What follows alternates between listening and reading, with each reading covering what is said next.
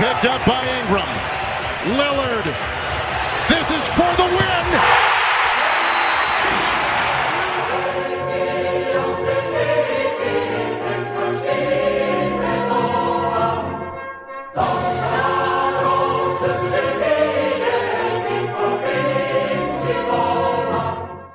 Salve, salve, ouvintes do For The Win, tudo bom com vocês? Eu sou o Vitor Buratini e estou hoje aqui apresentando mais um podcast histórico, uma edição especial aqui sobre a Copa do Mundo que a gente está fazendo.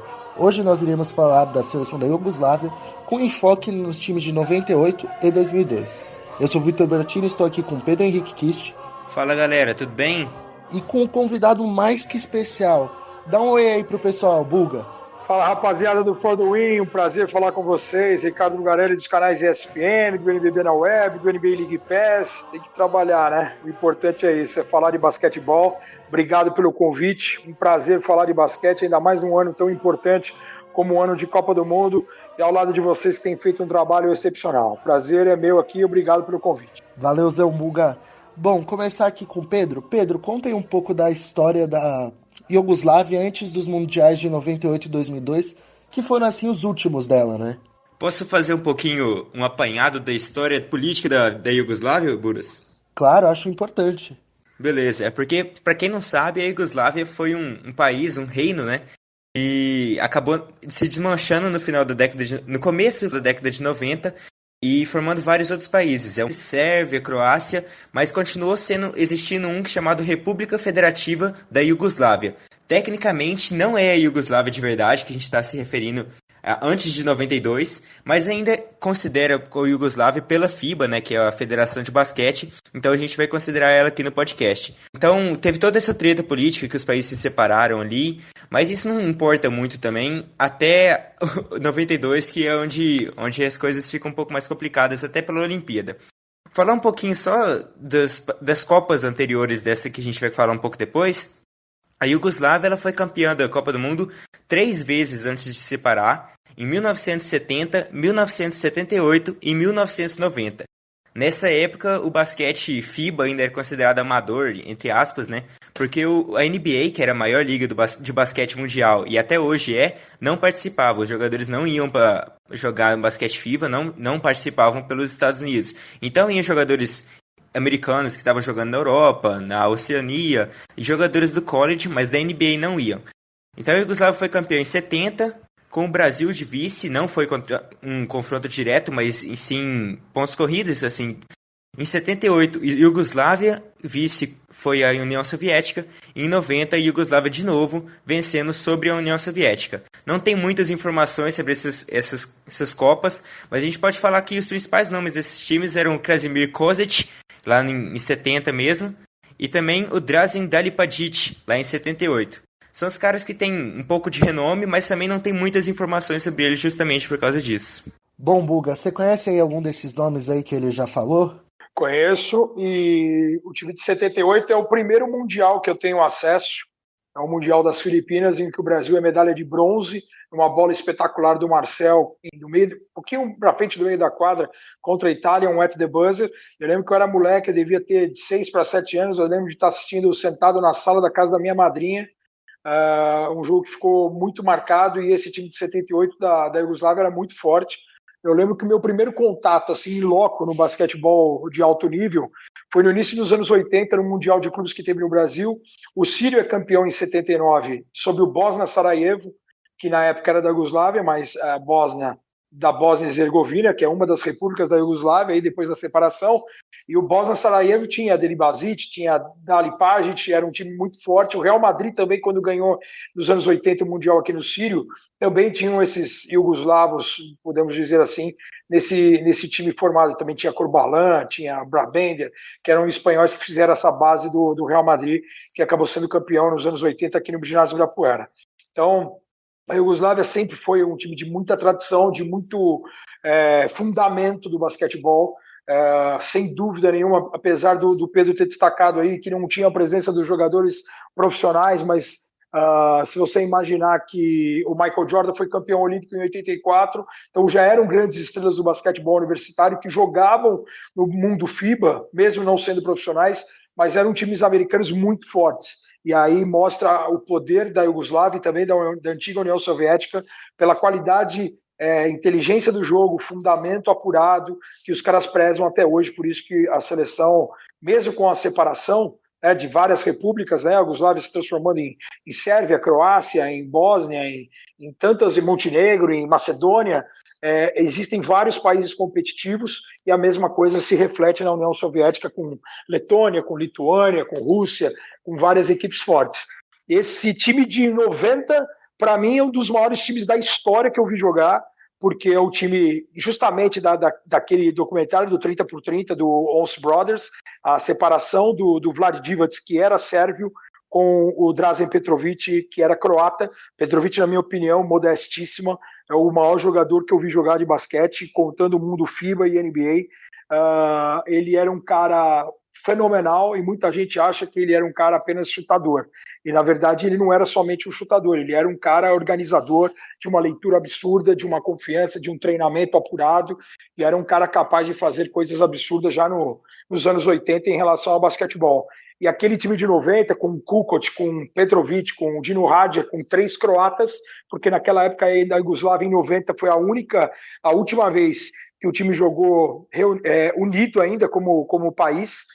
Então eram os melhores sérvios, eram os melhores croatas, eram os melhores jogadores para fazer parte dessa seleção de 90, que, para quem não viu, vale a pena perder o tempo na internet, procurar no YouTube os vídeos, porque realmente era uma máquina de jogar basquete, um dos times que mais me dá prazer de assistir assim. Inclusive, Buga, eu não sei se você concorda 100% nisso, mas eu acho que é um dos times que ajudou a revolucionar o basquete para esse basquete que a gente vê hoje, né? Um time que era muito de perímetro, 2 caras que arremessavam muito bem, o Petrovic e o Kukoc. Kukoc que também teve uma carreira muito boa pelos Bulls ali em 96 também. Então eu acho que esse time foi um dos que ajudou a revolucionar o basquete também, não? Sem dúvida nenhuma. O time coletivamente, a escola iugoslava em si sempre foi assim muito forte. Eu lembro muito bem da Olimpíada de Seul em 88, eu lembro também do Mundial de 86, que teve na Espanha, que teve uma cobertura absurda da Bandeirantes, da TV Bandeirantes, porque não era somente passar os jogos do Brasil. A Band, ela fez uma cobertura completa de da maioria dos jogos. Então, foi aí que eu tive noção de quanto a Grécia era muito forte, de quanto a Grécia tinha o Nikos Galis e também o Giannakis, 2 caras muito, muito dominantes. Você tinha a Iugoslávia muito forte, você tinha a União Soviética com o Sabonis surgindo e o Sabonis jogando de igual para igual contra os Estados Unidos numa semifinal de Mundial. Você tinha o Brasil também em altíssimo nível, jogando de igual para igual contra as grandes seleções. E esse time da Iugoslávia, esse time da União Soviética, eu, por gostar muito do Petrovic e do Sabonis, são os 2 meus maiores ídolos, eu sempre ficava muito indeciso assim, para saber para quem que eu ia torcer. Eu tinha uma queda pelo Sabonis, porque eu achava o cara absurdo, de 2,20, chutando de fora, enterrando, do jeito que o cara jogava, chamava muito atenção. Mas depois que você vai aprender o basquete, você vai ver as leituras de ataque, de defesa, de qualidade individual, coletiva, você acaba se apaixonando mais pelo time iugoslavo, que realmente tinha o Petrovic como protagonista, mas tinham outros grandes jogadores. Tanto que nós vamos falar já de 98 e 2002, de 2 times com jogadores fantásticos, praticamente do mesmo nível aí, dessas grandes estrelas que eu já citei, por exemplo, como o Petrovic e o próprio Sabonis. Então, nos anos 90, assim, é um momento importantíssimo do basquete, pela qualidade individual, e é uma pena que esses caras tenham vivido nessa época, porque se naquela época os norte-americanos tivessem aberto os olhos para os estrangeiros como eles abrem os olhos hoje, você pode ter certeza que esses caras seriam ainda maiores quando a gente fala de Petrovic, de Sabonis. Então, quer dizer, até contato que eu tive com o Aleksandar Petrovic, que é o técnico da seleção croata, que é irmão do Drazen, até falei, se teu irmão tivesse surgido 10, 15 anos depois, ele teria um espaço absurdo e muita gente pensaria que nem eu. Pensaria que ele é o maior jogador da história do esporte. Não, e você falou aí do Sabonis e do Petrovic, você teve assim a sorte desses 2 jogarem na sua equipe, né? Mesmo que o Portland talvez não tenha aproveitado da melhor maneira o Petrovic, ele teve lá uma passagem, né? E aí junta o fato, até isso ajuda, entre aspas, eu torcer pro Portland.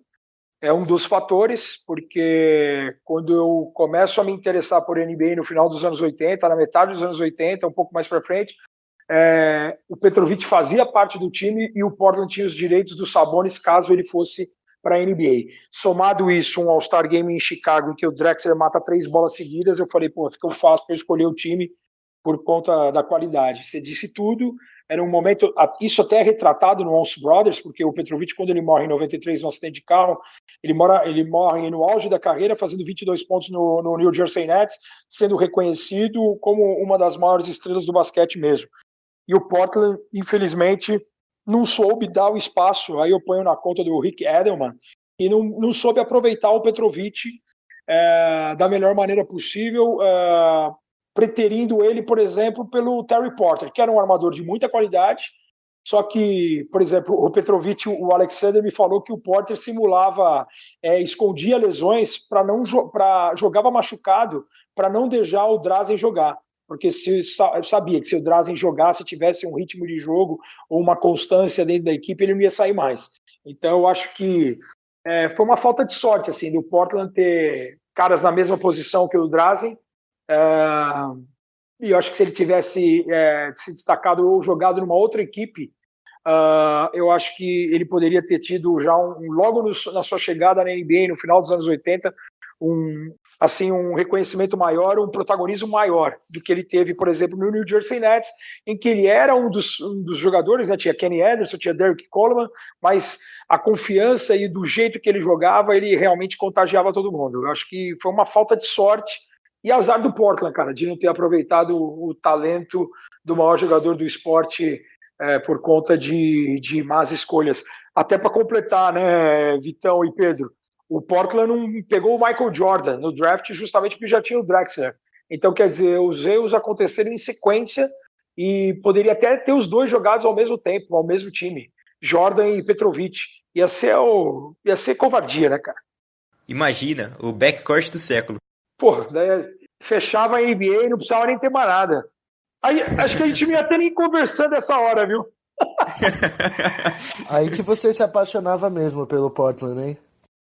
Assim, a maior torcida do planeta, o maior time da história, e a gente ia estar falando de um time com uns 10 títulos, pelo menos. Mas você mencionou aí o Once Brothers, acho legal a gente falar mais desse documentário para os nossos ouvintes aí que ainda não viram. É um documentário que justamente explica, né, um pouco dessa guerra que teve ali na Iugoslávia na década de 90, né, e explica a separação do Vlade Divac e do Drazen Petrovic, que eram extremamente amigos, mas como o Buga disse, um era croata e outro era sérvio.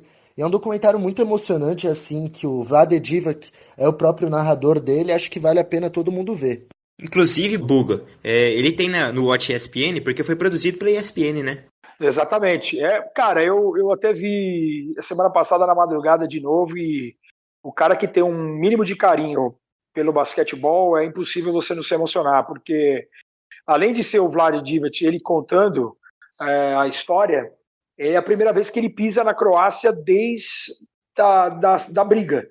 Então o Petrovic acaba falecendo num acidente de carro em 93, uma baita fatalidade, e ele morre sem ter feito as pazes com o Vlade Divac, que era um cara super próximo, né?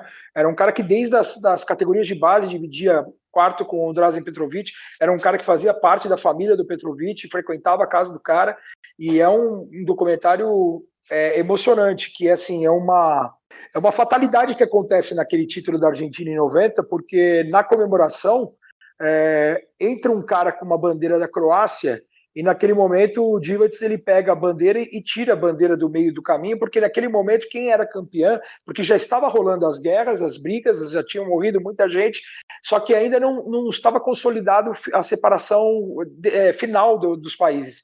E aí ele não quis se aproveitar, o torcedor, alguém que botou uma bandeira da Croácia lá para comemorar junto, e o Divac ele não teve a intenção de essa bandeira vale menos, não. Assim, nós ainda estamos representando a Iugoslávia, porque em sã consciência ninguém era a favor da separação, todo mundo era a favor da manutenção do país, né? E aí o cara é mal visto por ter feito essa pegada de bandeira e ter jogado, e aí os caras que eram a favor da separação, os separatistas, os caras usaram essa imagem, tá vendo? Os próprios sérvios estão se lixando pra gente, olha aqui, o cara que é representante e tal, e isso acabou servindo de combustível para acirrar ainda mais os ânimos e dos caras se separarem. É uma imagem realmente triste, no meio de uma comemoração de um título, quem sabe até um dos maiores times de basquete, como a gente já destacou, e acaba desencadeando o fim de uma amizade e depois uma fatalidade do cara ter falecido por justamente o Petrovic ser fominha, de ser workaholic, de querer ser o melhor. O cara foi disputar uma eliminatória que não tinha necessidade nenhuma de ele jogar. O cara de férias na NBA, ele se apresentou à seleção da Croácia, mas era o amor pelo país, ele que tinha sido vice-campeão olímpico em 92, em Barcelona, contra o Dream Team, e aí o cara, pelo amor ao esporte, o cara vai se apresentar para a seleção da Croácia numa eliminatória que o cara não precisava nenhuma possibilidade, né, para jogar contra a Polônia, eles não precisavam do Petrovic para ganhar o jogo, e o cara vai e depois acaba optando por voltar de carro com a namorada, e acontece o acidente, a namorada não tinha experiência de dirigir, e aí o resto chegou a hora mesmo do cara ir lá para cima, e infelizmente acontece um desastre desse, que eu lembro que quando aconteceu, eu senti absurdamente, cara, porque você vê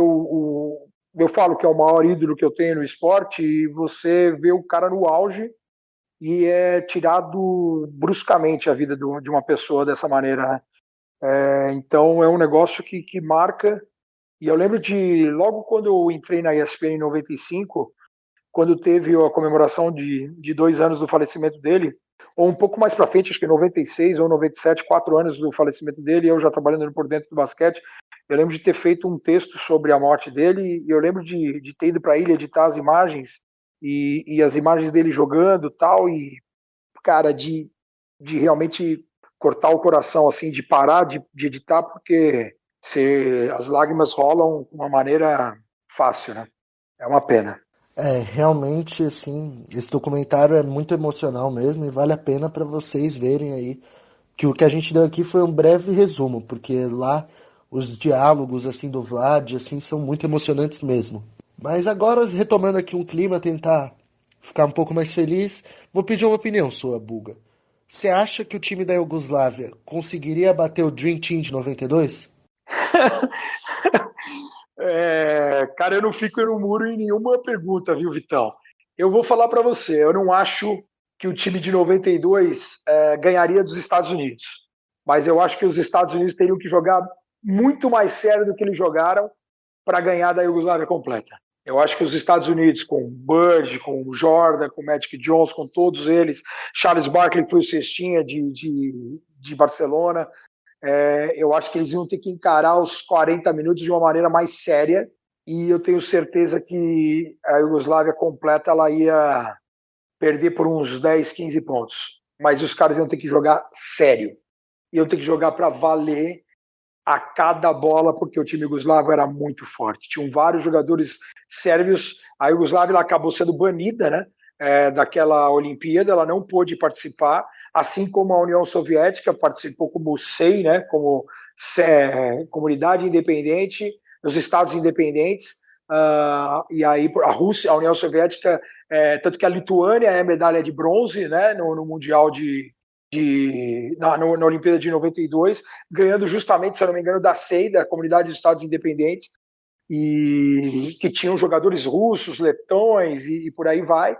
E o time iugoslavo, na verdade, foi a Croácia, né? Eu acho que se a Iugoslávia tivesse completa, ela teria grande chance de engrossar ainda mais o jogo do que a Croácia engrossou. Porque a Croácia ela tinha Dino Radja, tinha Stojko Vrankovic, que jogou depois na NBA, tinha Toni Kukoc e Drazen Petrovic.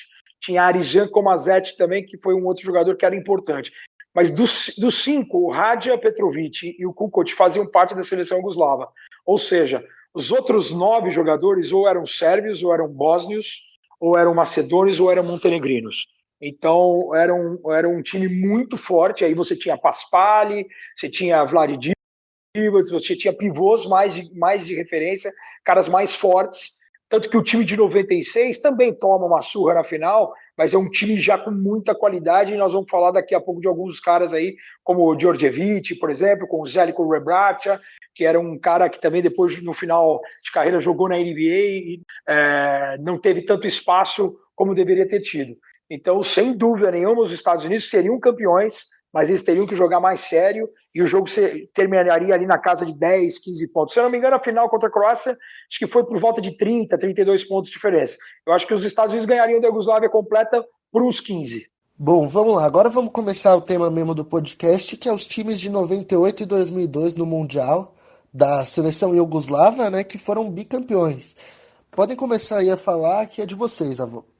Passo para vocês. Toca o pau, Pedrão, eu completo aí com algumas informações que eu acho que possam ser relevantes. Pode você primeiro se quiser. Eu já tenho um pouco mais de experiência. Eu vou falar de 90. 2002 foi o Mundial que eu estive presente em Indianápolis. É um negócio, depois eu posso contar até umas histórias bem interessantes em relação àquela Iugoslávia. Em 98, eu acho que o que chama a atenção é que a Iugoslávia vinha de uma geração tricampeã europeia, bicampeã em 95 e 97, depois tem um título em 2001 que é muito importante, tem essa medalha de prata em Atlanta que eu destaquei em 96, quando perde para os Estados Unidos por volta de uns 25 pontos de diferença. O time tem esse título de 98, é um torneio realizado na Grécia. Eu lembro que eu tive muito próximo de ir para a Grécia, porque eu fui para o All-Star em Nova York, em 98, no All-Star da NBA, que teria sido a despedida do Michael Jordan, se ele não tivesse voltado de novo a jogar pelo Washington Wizards. Eu lembro que durante o All-Star Game, o pessoal fez toda uma apresentação especial sobre o Mundial da Grécia que ia ter em 98.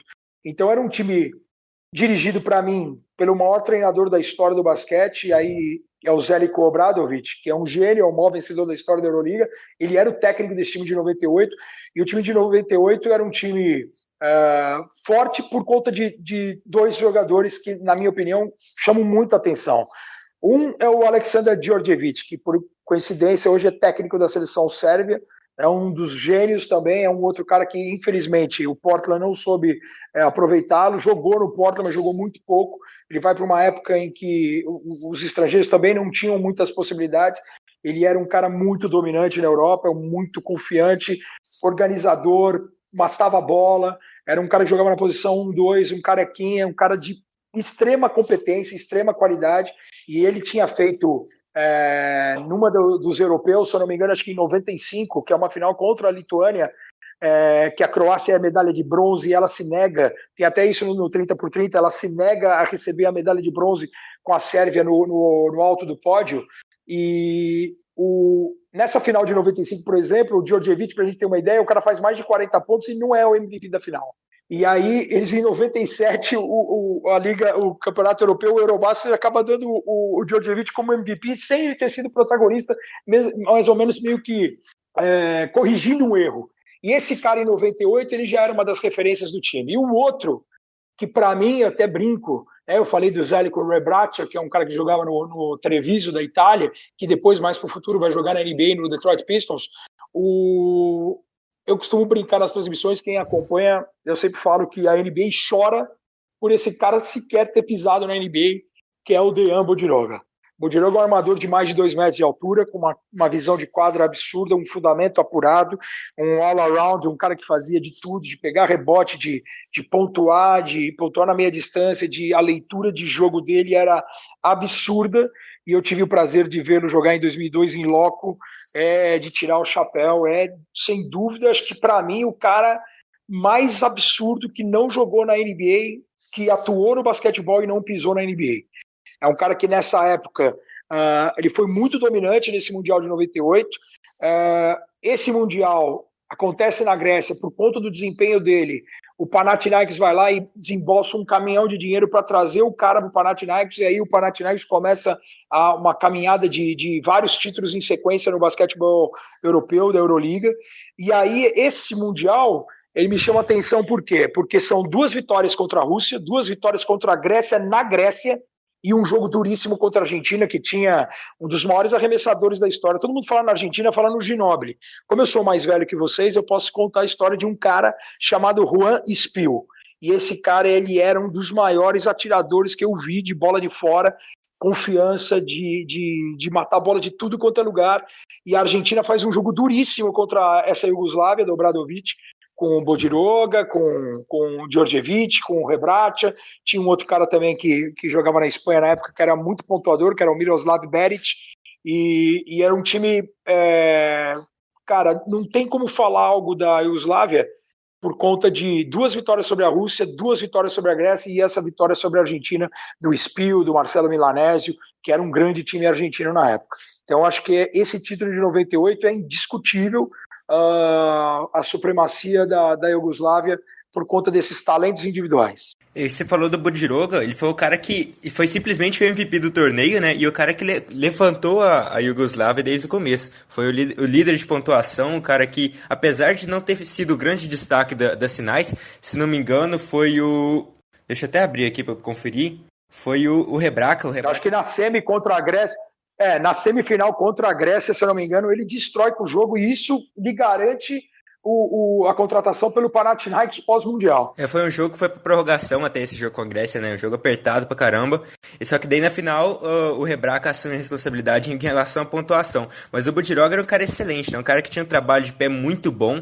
Ele era muito alto, mas tinha um ball handling excelente. Então é um cara que merece muito destaque. Jogou também em 2002, ali já com o lado do Peja Stojkovic. Um cara que, apesar de não ter jogado na NBA, é um dos maiores europeus da história do basquete, né?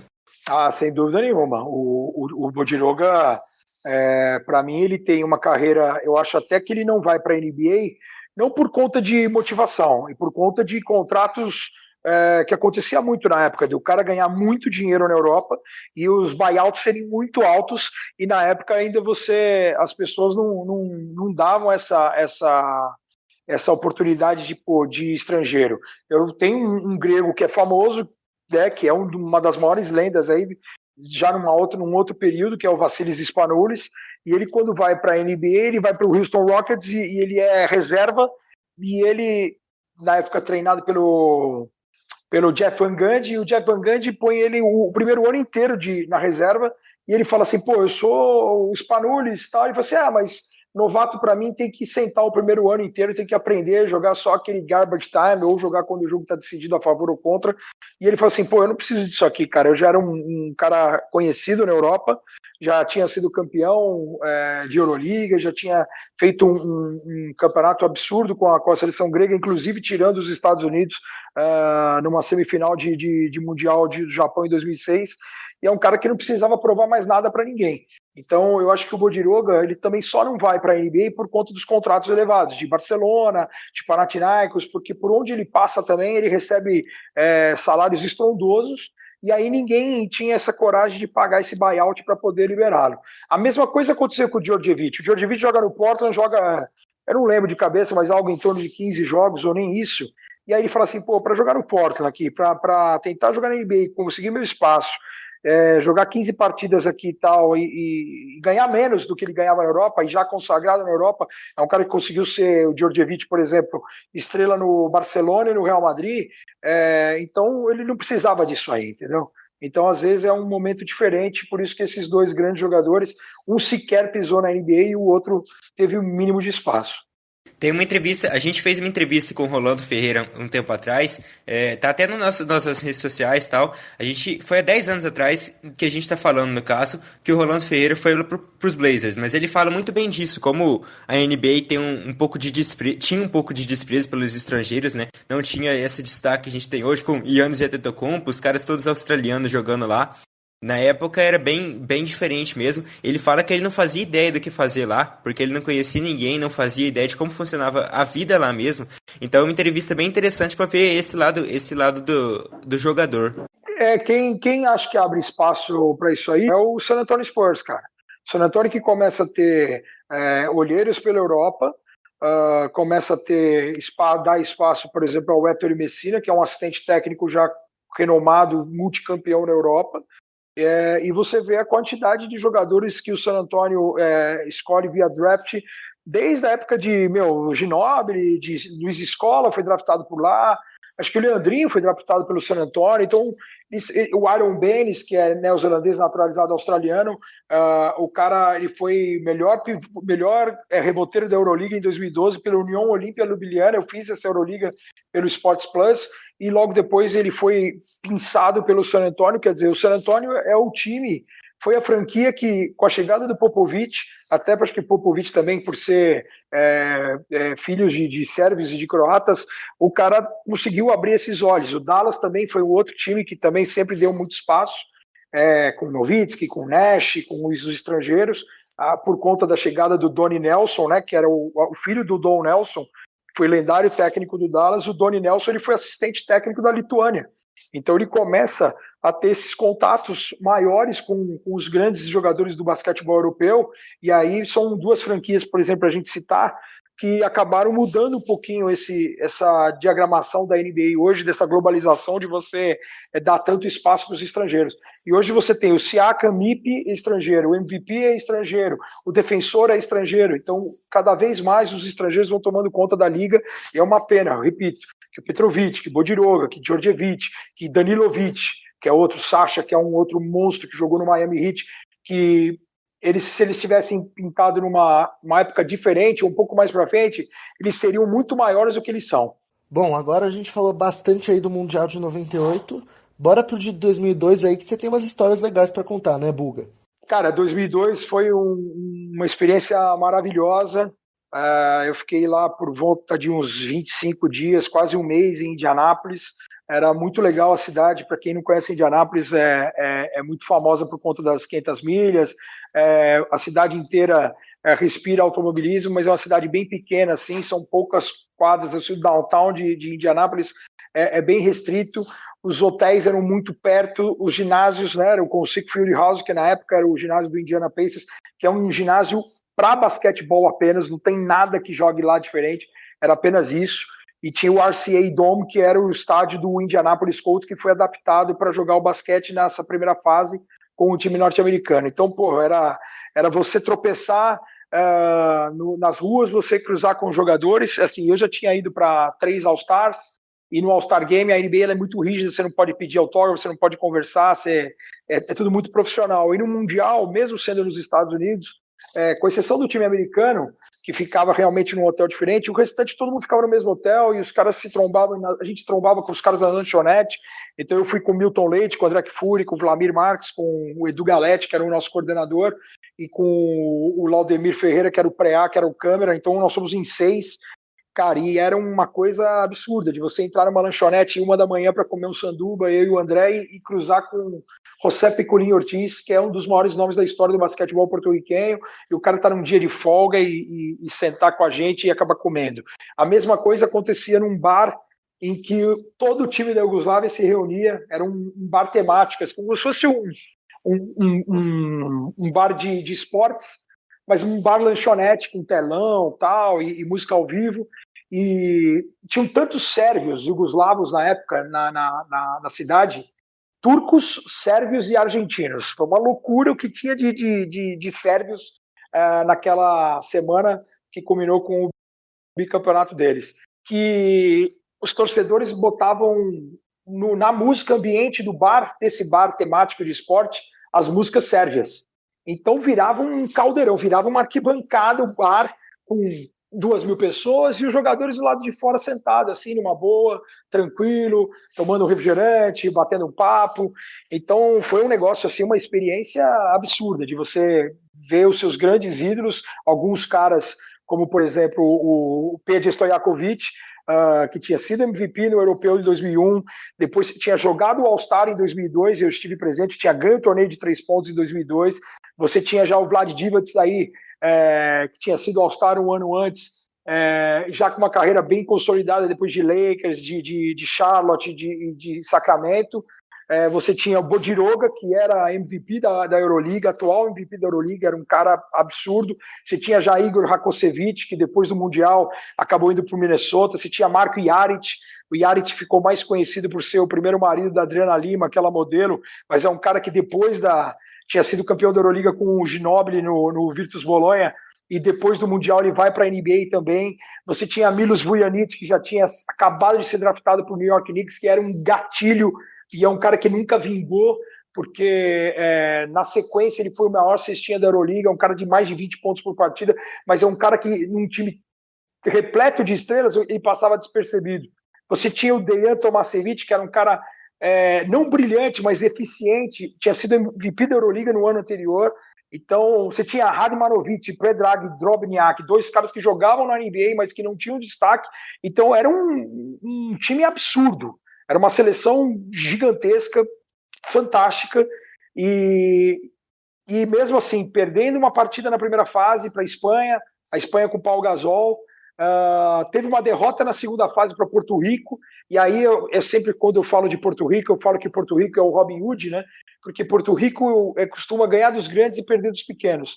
E Porto Rico, com essa vitória na segunda fase contra a Iugoslávia, eles garantem passaporte para as quartas de final, e depois os caras acabam perdendo uma quarta de final para a Nova Zelândia, que era uma zebraça. A Nova Zelândia foi semifinalista daquele Mundial. E a Iugoslávia acaba perdendo de Porto Rico na segunda fase. Coincidentemente, a Espanha do Gasol e Porto Rico do Daniel Santiago, que foi outro que jogou na NBA, a Iugoslávia com dificuldade, apesar de ter o Divac, apesar de ter o Drobnjak, dois caras fortes, grandes dentro de garrafão, a Iugoslávia ela tinha dificuldade contra adversários com jogadores dominantes dentro da área pintada. Então foi assim que o Gasol ganhou da Iugoslávia no jogo 1, na primeira fase, foi assim que o Porto Rico ganhou da Iugoslávia na segunda fase. Esse jogo contra Porto Rico eu assisti, eu estava no ginásio, foi um absurdo, parecia que nada ia dar certo de um lado e tudo dava certo do outro, como depois eu também vi a derrota de Porto Rico para Nova Zelândia, mas mesmo assim a Iugoslávia teve uma vitória contra o Brasil que foi um absurdo, um massacre pela qualidade técnica dos seus jogadores, 10 assistências a mais em relação ao Brasil, a agressividade à cesta, batendo muito mais lance livre, o time muito mais confiante, jogando como time mesmo. Tem uma vitória contra a Turquia também, que é um espetáculo de como cuidar bem da bola, de como acelerar o jogo na hora certa, de como trabalhar coletivamente. Também é um jogo, uma vitória de mais de 20 pontos de diferença, até chegar às quartas de final, que é o jogo que elimina, que tira de vez os Estados Unidos em casa de uma possibilidade de medalha.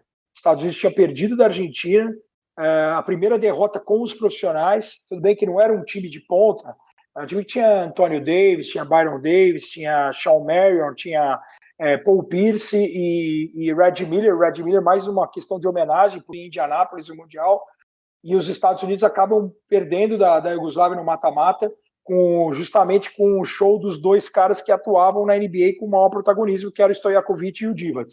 Os dois foram muito bem, e aparece um cara que era pouquíssimo falado, e esse cara ele é muito dominante nesse jogo, que é o Milan Gurovic, que é o camisa 15. Ele mata 3, 4 bolas de 3 praticamente em sequência, e, cara, eu vou falar para você que é um dos momentos mais incríveis da minha vida, ver a primeira derrota contra a Argentina eu estava no ginásio, mas essa eliminação dos Estados Unidos, pela maneira como aconteceu e pelo amor que o povo iugoslavo tem pelo basquete, cara, foi uma das sensações mais incríveis que eu vivi na minha vida. Buga, só pra lembrar que em 98 a seleção dos Estados Unidos não teve jogador da NBA porque teve lockout, né? Teve greve por causa dos salários. Então, em 98 eles não tiveram que enfrentar, não tiveram que enfrentar uma competição ao nível da NBA. Em 2002 eles finalmente enfrentaram esses caras que você disse, tem Paul Pierce, uns caras muito, muito fortes na NBA. Paul Pierce que já tava chegando no auge, né? E vencer do jeito que venceu é importante. O Brasil perdeu da Argentina, a Argentina que foi finalista, teve uma partida bem fraca do Marcelinho, que acertou 25% dos arremessos, algo assim. E os dois se enfrentaram na final. Teve muita dificuldade para a Iugoslávia vencer no jogo que teve prorrogação. A Iugoslávia que venceu por 7 pontos de diferença, só que na prorrogação descambou o jogo. Mas a Argentina que fez um jogo muito digno, o Alberto que fez uma partidaça, meteu quase 30 pontos, se não me engano. Então, não teve trabalho muito fácil para a Iugoslávia nessa competição, não. Na semifinal, eles estavam esperando Porto Rico e acabou vindo a Nova Zelândia. E o time começa muito mal o jogo. É um jogo até que a gente transmitiu no Brasil ao vivo. Um jogo em que, se eu não me engano, a Nova Zelândia abre grande vantagem. A Nova Zelândia colocou um jogador, por exemplo, o Champero Cameron, na seleção do campeonato. E a Nova Zelândia tinha um cara que jogou na universidade, se eu não me engano, de Ohio State, ou de Wisconsin, agora eu não lembro, que é o Kirk Penney, que é um cara que era muito gatilho. E ele começa o jogo muito quente contra a seleção iugoslava, e aí o time, na semifinal, dá uma pane na Iugoslávia. Aí o Marko Jaric acaba resolvendo as coisas depois, por isso que também garante contratação dele pós-mundial para a NBA. Na final, eu vou discordar um pouquinho de você, Vitão, porque assim, é uma final que é muito polêmica, cara. A atmosfera do ginásio também foi algo... eu tenho até fotos, depois eu mando para você pelo WhatsApp. A atmosfera da torcida argentina, a gente conhece a torcida argentina, já não é de hoje, em qualquer esporte. E parecia ter um ginásio famoso em Belgrado que chama Pionir. E as arquibancadas de cima assim, do ginásio parecia Belgrado, cara. Só faltava sinalizador. Era um negócio absurdo. O torcedor sérvio cantando o jogo inteiro, o torcedor iugoslavo cantando o jogo inteiro. E um jogo pegado. E o Ginóbili não joga a final, ele joga pouquíssimo tempo. Por quê? Porque na semi contra a Alemanha do Nowitzki, o Nowitzki é MVP do Mundial, porque ele é o cestinha do Mundial, mesmo a Alemanha não conseguindo chegar à decisão, o Ginóbili acaba se lesionando contra a Alemanha e ele tenta jogar no sacrifício na grande decisão e não consegue jogar, ele joga pouquíssimo tempo. De novo, a Iugoslávia com dificuldade de segurar os grandes, e aí o Fabrício Roberto, que depois ele vai ser campeão com o San Antonio Spurs, vai jogar na NBA. O Fabrício Roberto faz uma partidaça. O Ruben Volkovic também, que foi outro que jogou na NBA, jogou no Seattle Sonics, ele também vai muito bem dentro do garrafão, apesar de ter o Divac no outro time, mas era o time Gustavo tinha muita dificuldade de segurar os jogadores grandes.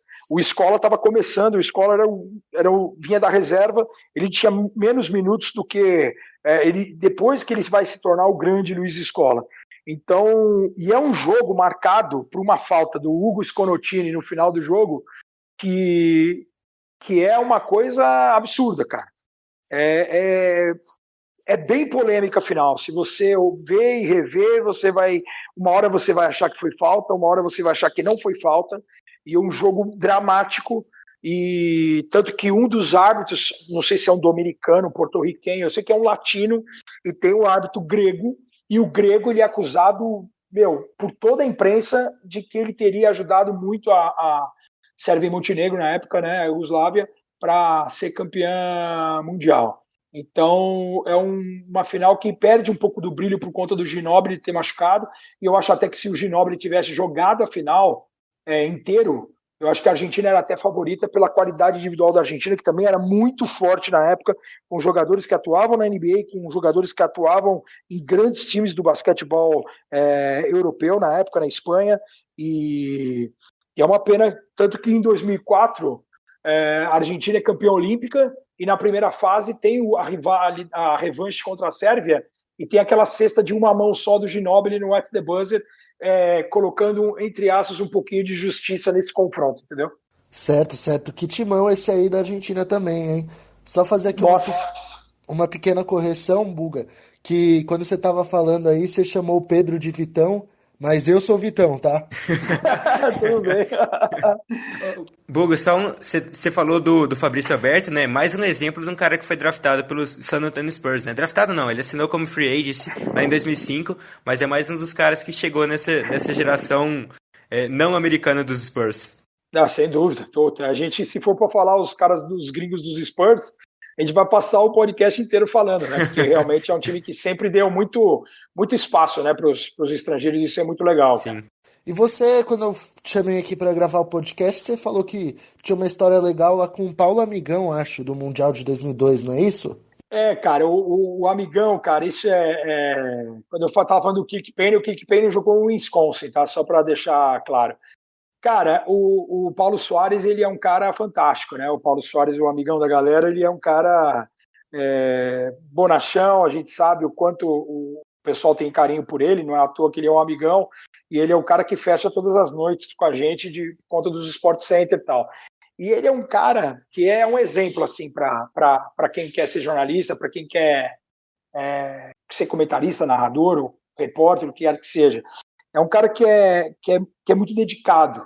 E o que me chamou a atenção, eu lembro que eu ia viajar para o Mundial de Indianápolis, e aí tem duas histórias numa só em relação ao amigão. A primeira, aí ele virou para mim e falou assim, ele me chama de Richarlison, tudo bem? Richardson, o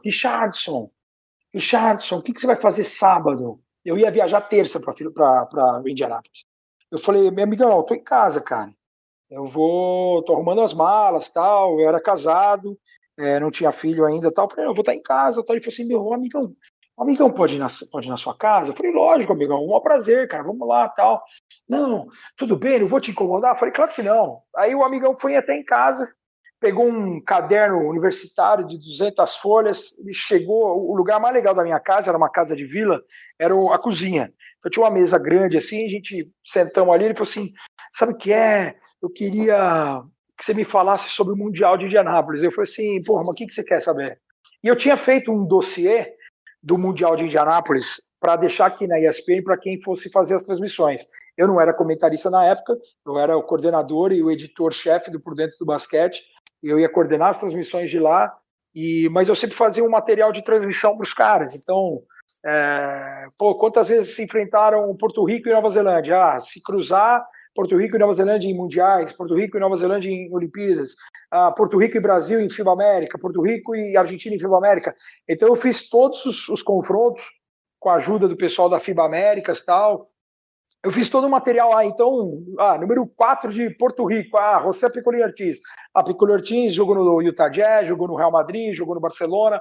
Então eu ia contando para ele, jogador por jogador, time por time, do Mundial. O que eu sabia de informação, o que eu sabia de curiosidade. Então eu lembro que, por exemplo, o Brasil enfrentou o Líbano na primeira fase, tinha o número 15, se não me engano era Fadi El Khatib. E o Fadi El Khatib era um gatilho, cara. O cara jogava no Sagesse do Líbano, e que era um time verde e branco, e eu falava assim, o amigão, é o principal jogador do time, o cara, bola de 3, 40% de aproveitamento, o cara, é a referência de ataque. Aí tem um outro cara, tinha um outro grande no Líbano, que eu não vou lembrar o nome, então, 98, 20 anos atrás, também não estou com essa memória toda, mas tinha um cara que tinha sido draftado, ou tinha jogado Summer League no Lakers. Então eu pegava algumas curiosidades de cada jogador e características de cada jogador. Então, você falava assim, fulano de tal, o cara é canhoto, o cara é agressivo à cesta, o cara só pensa em assistência, o cara, o Ginobili foi MVP da Euroliga, foi campeão da Euroliga com o Virtus Bolonha, canhoto, o cara bate para dentro, o cara tem bola de fora, o cara é agressivo, o cara enterra.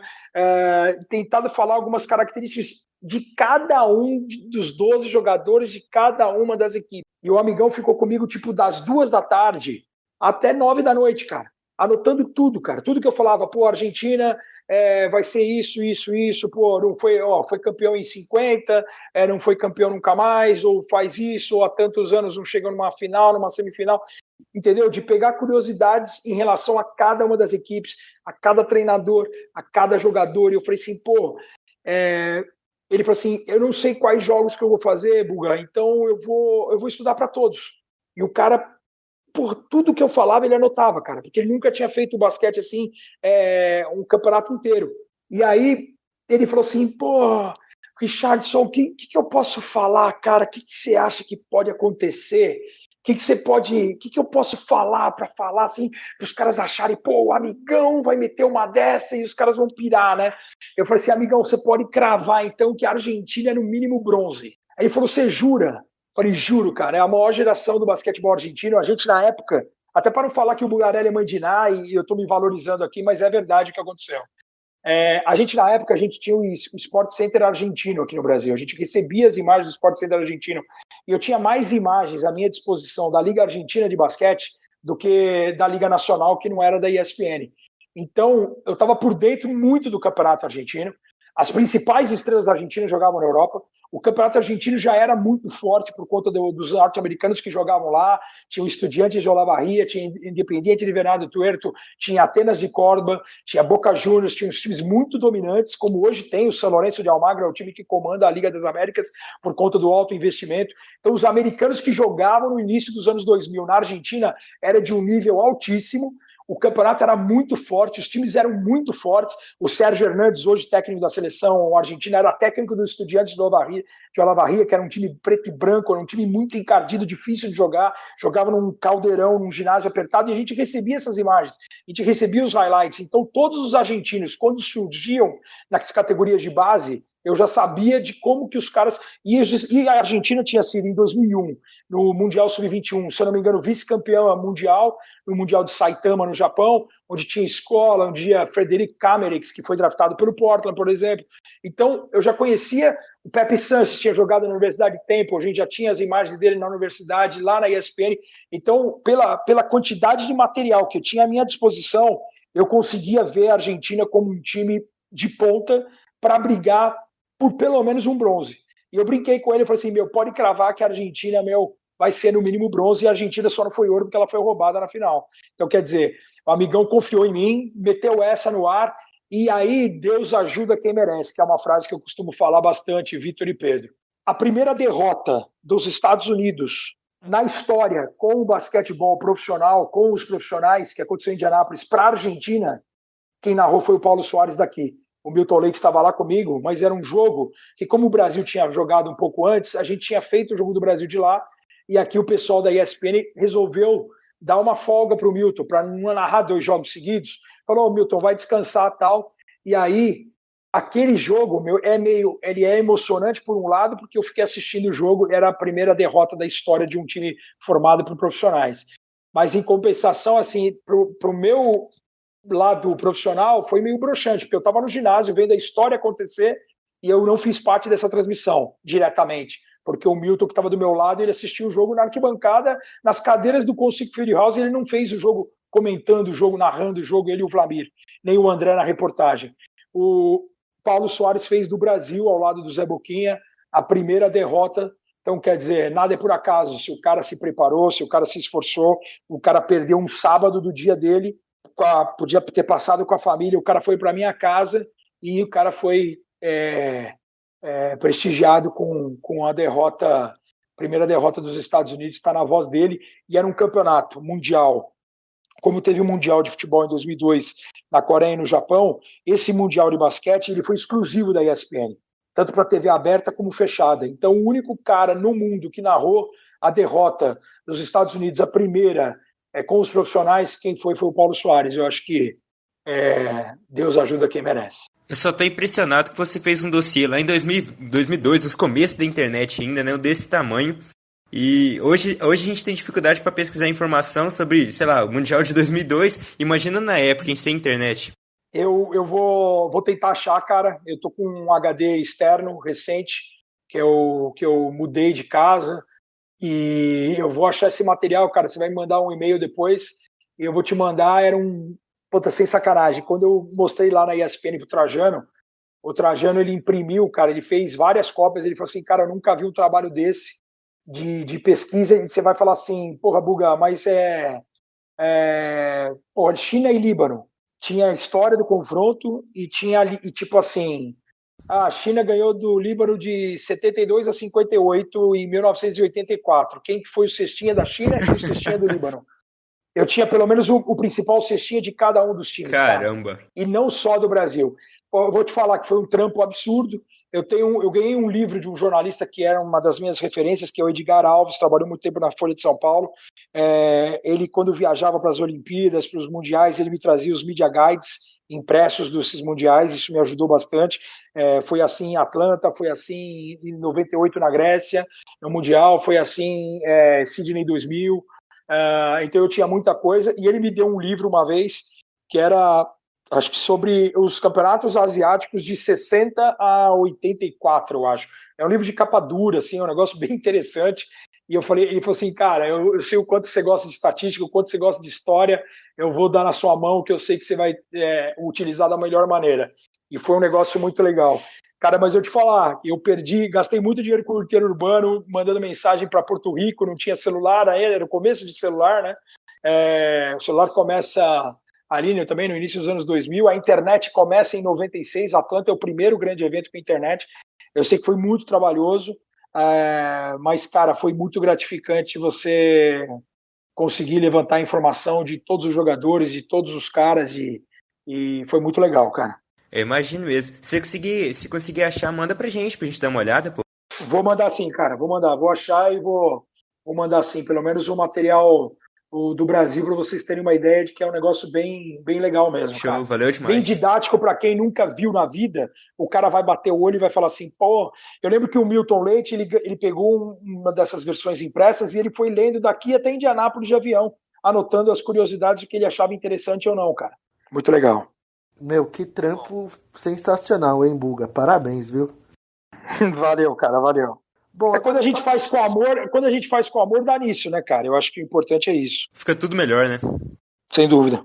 Bom, agora só pra gente encerrar, vamos só fazer aqui um exercício de imaginação. Você acha que se a Iugoslávia existisse hoje, ela seria campeã, já que teria jogadores como Dragic, Bogdanovic, o Luka Doncic, o Dario Saric e o Jokic? Eu acho que a Sérvia é favorita ao título sem todo mundo. Imagina com esse time aí. Para mim não tinha... Com esse time americano que está indo no próximo Mundial, eu acho que a Sérvia vai ser campeã mundial. Você imagina se tivesse a Iugoslávia unificada. É barbada. Sem dúvida nenhuma, para mim a Iugoslávia seria campeã. A Iugoslávia completa hoje seria campeã e ela engrossaria com qualquer seleção americana que fosse lá. Tendo Luka Doncic e Jokic, acredito mesmo, hein? Tá, e não precisa nem ser só esses dois, né? Você vai ter os dois Bogdanovic, você vai ter Goran Dragic na armação, que foi MVP do último Eurobasket aí, a Eslovênia foi campeã, ganhando da Sérvia na final. Você tem Teodosic, que hoje está fora do Mundial, já nós vamos falar também do Mundial da China. Então, é um time muito forte, cara, muito rico em todas as posições, profundidade no banco, opções de jogar de costas para cesta, jogar com força, jogar com bola de fora. Bom, pessoal, por hoje é só. Esse podcast aí fenomenal, que a gente entendeu aí tudo das principais seleções da Iugoslávia da história e ainda ficamos sabendo de histórias aí bem legais do nosso querido Ricardo Bulgarelli. Eu sou o Vitor Briatini, estive aqui com Pedro Henrique Kist. Valeu, galera. Valeu, Buga. Um dos melhores episódios que a gente já gravou no For The Win. Eu agradeço demais o Bulgarelli por ter aceitado o convite do Buros, por ter aceitado o nosso convite.